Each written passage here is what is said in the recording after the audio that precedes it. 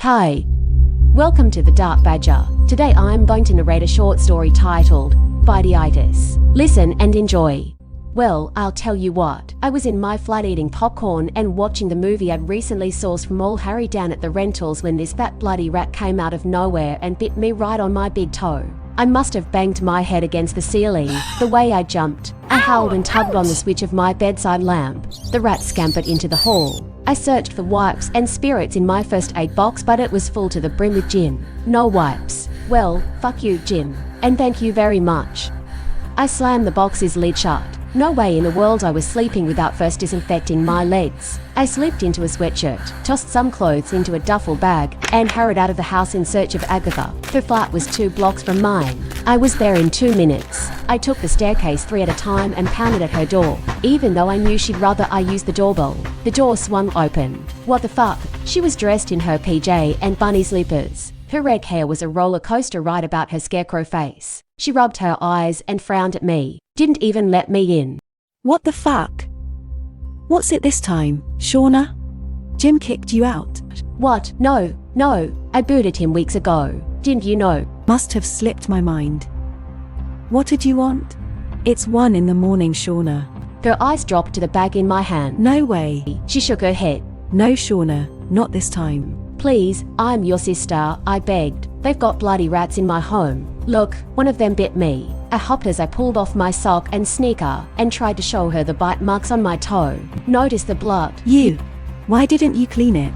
Isn't it obvious? You dolt, I thought. Instead, I smiled and said, because I ran out of wipes. Mind if I use yours? For fuck's sake, Shauna. She held open the door, but kept me at arm's length like I was carrying the bubonic plague or something. And it's stepsister next time.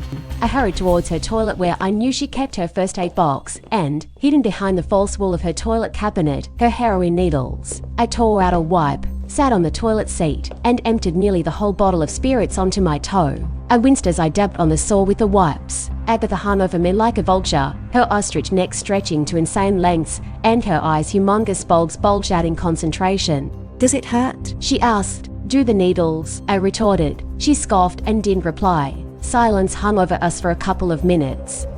The only sounds were the drip of water from a tap into a bucket and the hum of the night wind through a gap in the open window. The stench of vinegar oozed from the cabinet, an evil spirit that grew stronger the moment I became aware of it. Eventually, I was done. I thrust the blooded wool almost into her open mouth. She recoiled, her face losing all its color. I burst out laughing. You're really sick, you know that. She pulled her face under the tap of the wash basin and spat like some of the wool had gotten into her mouth. I am not the one with all the needles in her med cabinet, I said. Oh shucks. Take your preaching elsewhere. I scratched, had an itch in my back. My eyes were suddenly heavy. I got up and yawned. I'll be gone at first light, I promise. She nodded, her eyes fixated on something on my face. It irked me. Hey, quit gawking, will you? You're making me uncomfortable. There's something wrong with your face. I can't picture it under this dim light. We trudged to her bedroom and fell in a heap on the rumpled bed. I thought I'd sleep immediately, but I stayed awake the rest of the night. The itching grew worse, of course. So did my hair.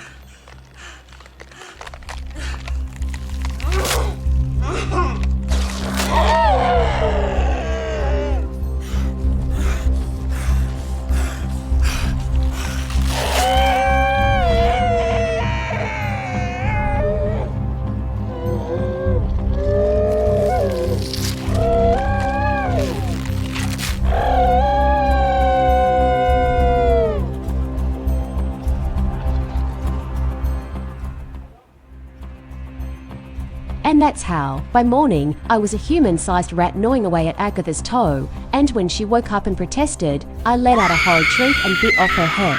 All the rats gathered in the court nodded in approval after hearing my tale. My worm tail wagged as the judge stamped the seal on the document and held it up for everyone to see. On it, written in gold letterings, were the words, "Officially a rat." Thanks for listening. Remember to hit the subscribe button to stay updated when I upload more content. Take care.